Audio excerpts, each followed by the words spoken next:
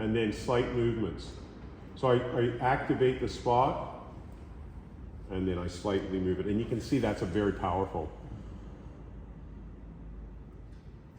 But one thing I really want to emphasize about this kind of work is not to just go through the motions. Okay, many people when they first start to learn this, oh, I did that, you know. But if you're not sensing what you're doing, you probably didn't do it properly, okay? So it's very important because it's not just about the physical tension, because you can't feel it as physical tension in here. It's an energetic blockage, which is underlying all physical tension, actually. But here, that's all you feel until you come to around here, in which case then you feel it as a physical band. And so when you're learning about whether what you're doing is effective or not, if you're not very energetically tuned in, you can come to this spot and feel the physical aspect of that tension. And I can feel how it's very tight on Dave, okay? Which is what we were suspecting, right? With all that jaw tension and everything. So my main thing is to work if I want to be as effective as I can in the amount of time I can, I'm working him at 9s. And that means me tuning into him, micro and macro. So tuning into the point, but also his breath. So I can increase that pressure slightly if I feel like he's not, to give him value for money, which is what you were talking about. Then, well, if he's not breathing deeply, then what he's saying is that I can handle a little bit more, right? And then I see he's saying to me, "Thank you, Brandon. That's near what I can handle," you know, in that polite Scottish manner, you know. And I can speak polite Scottish, you know. My accent's not that great, but I try, you know. Can you feel that, Dave? Is it a wee bit sore? Right? And that's about as good as my Scottish accent, yes. So. But, you know, mostly it's just, you're just talking without talking, okay? I'm just watching him, and I should be able to go, that's... And each time, he's actually just going to get more relaxed, because even though, this isn't, he's getting into... mindfulness of this, and the fact you're in the moment, right. And you're on it. Yep. But then I worry for the person on the table if they're not understanding Raynor properly, and the fact that I'm spending so long on the arm. Well, explain it to him before you do it. It's all that, isn't it? It's the whole session of explaining absolutely everything. That diagnosis, isn't it? Is that first consultation? First consultation, hi, how are you going? Nice to meet you. Yeah. Okay? So I think I'm going to be going back to my Right. clients. Yeah. Like you're saying, giving them the introductory rate again for one more session to do a proper diagnosis. Yeah.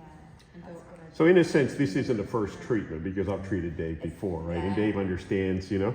So I don't need to go through, which is kind of nice for me. I've got people I reckon I can, definitely will be up for it.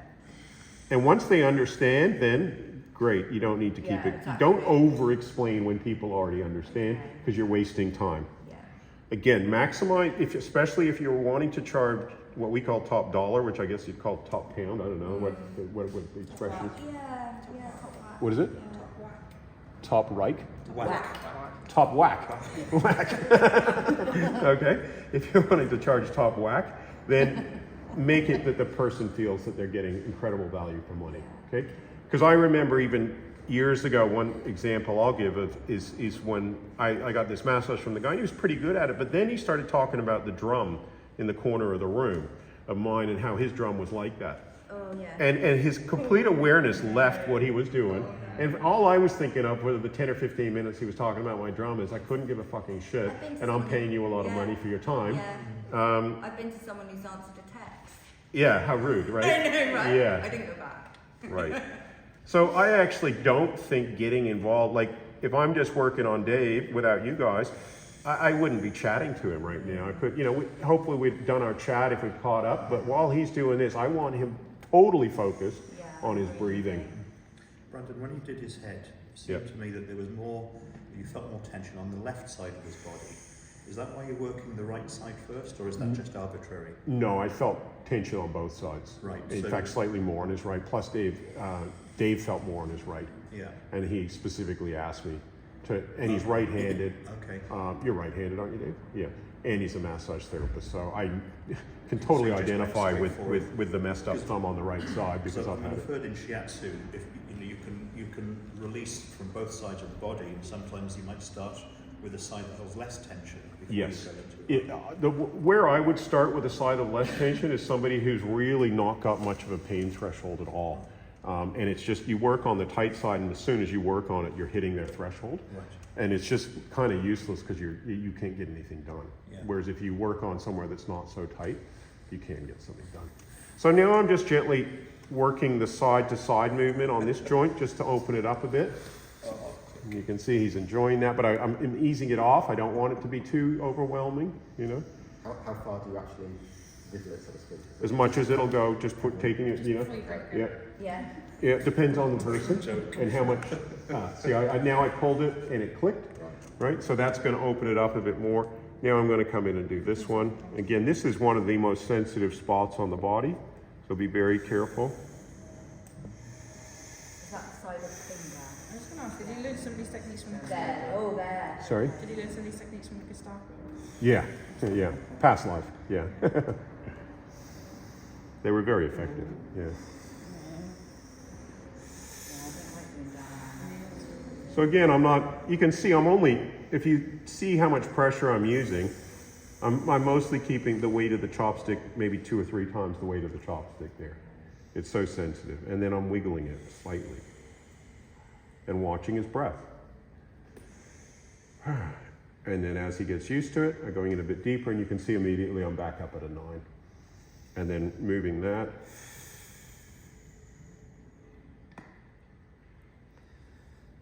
And letting him catch his breath, okay? Because this has been quite intense. So I can see he has a couple of breaths worth just to catch up on. And this is where, again, I'm not doing anything, so yeah. But it won't work if you have too much of a backlog, right? So then I can come back in.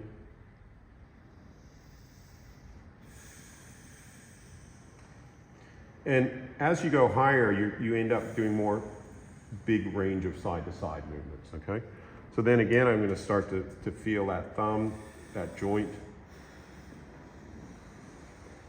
any trapped energy, and I might come in with my fingers and thumb. And you can see it's not just the chopstick, it's the fact that he's super tight in here. That's what's causing that. And then I'm going to just... Got a deep click in there. About that. Yeah? Yeah. Yeah. Yeah. I love it. Yeah. No, don't screw me. Sometimes I've got to stop myself and go, yes!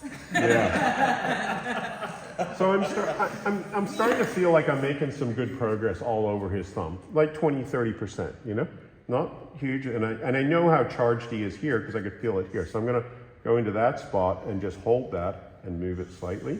Yeah. I'm picking up energy in my hand, so flicking it off and then just working it up slightly through here. Because this is obviously very tight, you know. And coming into here, it's very tight. So if I've got 20-30% out of here, I should be able to get then 20-30% out further down. Now finally I'm going to come into this spot, and I know it's sensitive and tight, so I'm just going to do it with a bit of awareness and watch his reaction. You can see there. So not too hard, and just hold that a little bit like that. And then let him breathe. And then just add another 5%, and you can see that's, you know, enough. So you can see his eyes start to... Mine a lot. I've done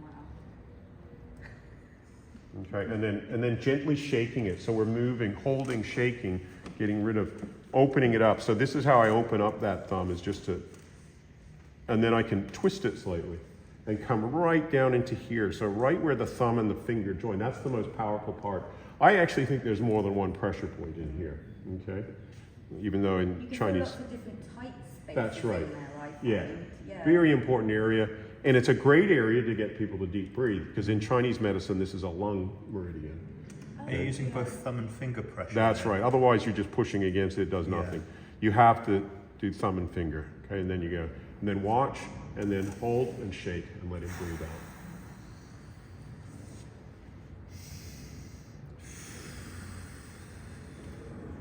out. Okay? Again, just gently stretching, rotating. Okay, so we made, you know, it's not loose, but we've made some progress. So I'm going to follow that up and get whatever I got out of his thumb, up both the inner and the outer thumb band.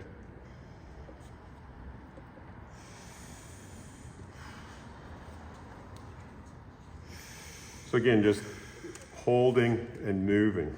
And the pressure's coming from both sides? Yep. Your finger as well as your thumb? Yeah. Mm-hmm.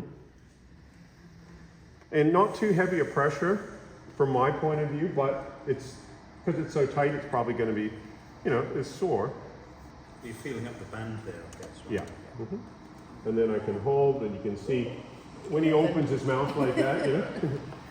That's Scottish for you. Thank you. You found the spots, Brandon. You can see it's not even, it's so tight in there. And let him breathe. I don't want him tightening up against me. So I ease that pressure off to a point where he can handle that. How's that, Dave? 6. 6? Okay.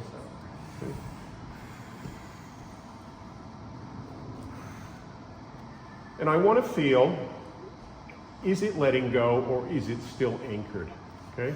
Or maybe it's partially letting go and partially still anchored because I've only got, you know, 30% out of his thumb. So I'm not expecting 100% to let go, but I'm expecting some percent to let go up here, which will then provide some relief up here and provide relief into his neck. But we can see how he's very tight in there, but that's, you know, more the inner wristband. But I haven't done those fingers, so. Would you go back down if it's not releasing up there? Yeah.